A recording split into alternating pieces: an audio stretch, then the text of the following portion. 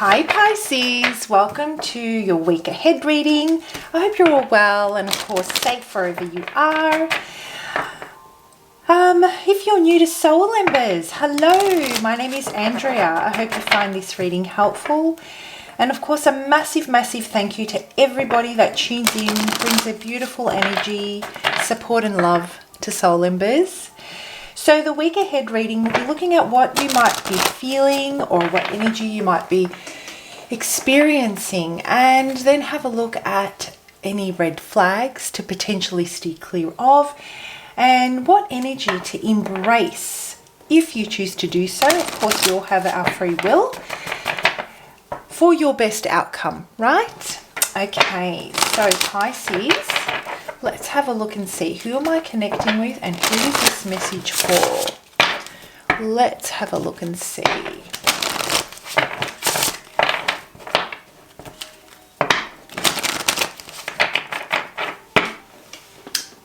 Let me turn that lamp on. I think that might be a bit better. There we go. So, Pisces, what have we got here? Passion. Do not be scared to let passion flow into your life at this time. Ooh, Pisces, is this about love? So this could relate to any area of your life, right? Whether it be love, career, finance, your personal or spiritual development. Either way, passion. Do not be scared to let passion flow into your life at this time. Let it ignite your soul. Let it, quicken that pulse. Let it drive the way. So it feels like there is some excitement, unpredictability, the unknown. You might be feeling a lot of anticipation right now. Does this have to do with a new role or a new career? Have you received some kind of a promotion, or have you met someone, Pisces, that you're feeling very excited by the possibilities that might lie ahead? It feels to me that something has really stirred within you that you haven't felt for quite some time. It's awakened some dormant emotions. The mundane, the day-to-day, the boring. This has finally really brought some excitement to your day. You look forward to waking up in the morning, to going to work, let's say. There is a new energy, there is a lightness, and also a very beautiful and infectious high vibe surrounding you at this time. Okay, so let's have a look and see. Let's have a look and see what are the red flags that you need to potentially look out for at this time so that you don't sabotage this, so that you can really embrace it and let it work through you, let it work with you so you can gain the result that you're wanting to gain. And I just want to mention, so for this lot of readings, I've been using the Egyptian Prophecy Stone. And I'm very connected to this stone. I don't use it very often. It's very powerful. It's also considered to be quite rare, but it does connect us with our third eye, and it does really help us tune into those higher frequencies. For me, it does amazing things. So not only does it help me connect with my higher frequencies, it really opens those channels for the messages to be delivered unobstructedly and helps me find the right vocabulary to communicate what I'm experiencing and feeling from the messages that I'm getting. On another note, this calmness just washes over me.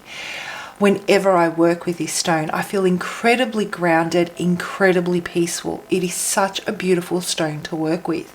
So for those of you interested, and if you don't know, much about the Egyptian Prophecy Stone, I'm going to put a link in the description box below. Feel free to check it out on what the qualities are, and if you do work with crystals or stones or interested in them, you might want to purchase one yourself. So anyway, back to the reading. I just thought I'd share that. Okay, so what energy, what are the red flags that you need to be aware of? disappointment, feelings of disappointment, feelings of lack and loss, feelings of, you know, being tired with the fight, being tired with you know, the journey that you've been on that has caused pain, that's caused suffering, that's caused loss, that's caused heartbreak, that's caused disappointments. Focusing your energy on those things is definitely an energy that you need to steer clear of. It's a red flag. It will sabotage whatever this passion that's been ignited in you, wherever it's trying to take you, whether it be in your personal life, in your love life, whether it be in your career. You see, the thing is that you have had to fight through disappointment. You have had to fight through heartbreak. You've had to fight through loneliness, Pisces. You've had to fight through very dark, deep emotions, being in your feelings. And, you know, it feels like the only reason why this passion is so, you're so excited by this passion is because you've experienced lack and loss and heartbreak. Okay, so that's why you can really be grateful for it. So revel in gratitude, revel in the moment, revel in the now, the today, be present. The past is only going to have you slipping into a state of depression, a state of lack, a state of loss. You're going to, you know, really sabotage the opportunity that this is trying to unfold for you, Pisces. So really pay attention and you know, practice being present and practice mindfulness. Every time you feel yourself thinking about the past and you know, a situation, this might be scary. This might be really scary for you. This might be a risk of getting hurt, a risk of being disappointed again. And every time you feel that anxiety creeping in about what the future might hold if you were to embrace this, you may feel inclined to think about the past and why this anxiety is creeping in, right? Because of your past experiences. And what that does is it doesn't have you sitting in the moment and experiencing the today and being present in, you know, the good feelings. It takes you to a place where neither exists, nor the future and the past. It just takes you to a place where passion didn't live, you know. And so being able to accept the passion, being able to embrace it and acknowledge that today is a good day.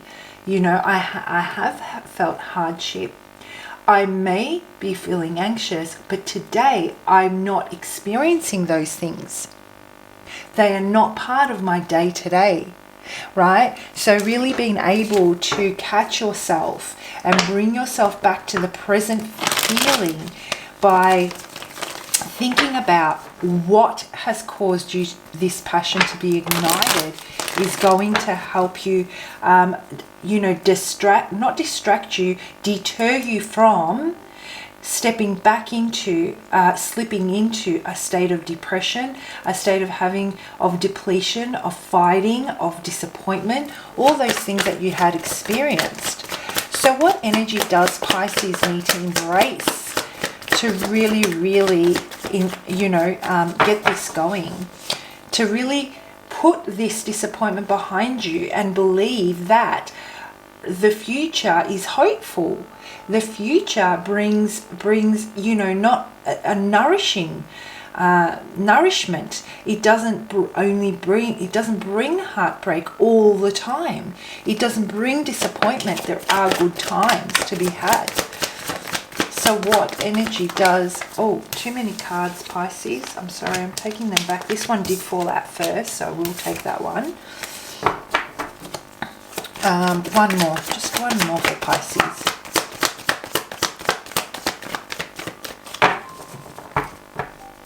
One more card for Pisces. What energy does Pisces need to embrace?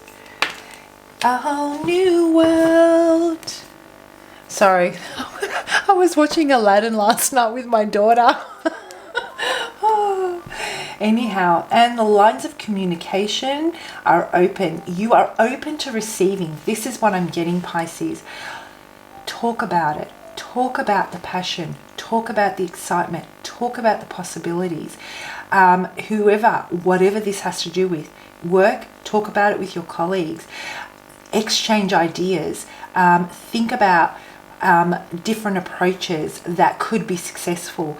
This is what this is about. This is a time for creation. This is a time for, setting a new foundation, setting a new way of doing things, forming new types of habits. You may be tired of the same thing every single day. There is a routine that is backed up, at the core of it being this disappointment, this heartbreak. There is routine. This is a time where they really want you to embrace this new way of approaching things, by really tuning into that passion and letting it inspire you to approach the next day in a different way, from that place of passion, letting that drive you. And I feel that it has to do with what feels right to you, what you believe is to be true, what your values are. It has to do with you going back to the foundation of, your core self. It is an absolutely beautiful energy. So whatever this has to do with, in summary, what I feel is going to be happening for you this week, Pisces, is you've come out of a challenging time, and somewhere along the way you weren't able to, or you couldn't, you didn't know how to uphold certain values and morals and beliefs that ignited passion within you, and saw you believing in the future, believing and having faith in love, let's say. This is now closing off. This cycle is now closing off, and what this week sees you doing is coming across an opportunity where the passion has been ignited, whether it be through a group of people or a particular person, and it takes you back to your core morals, your core values, and it offers you the opportunity to really start off with a different approach down to your day-to-day routine. And at the core of it, instead of there being disappointment, there is going to be passion.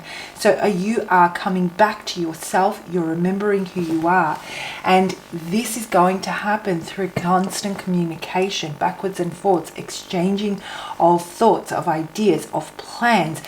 And that is what is inspiring and igniting the fire to keep fueling it, right?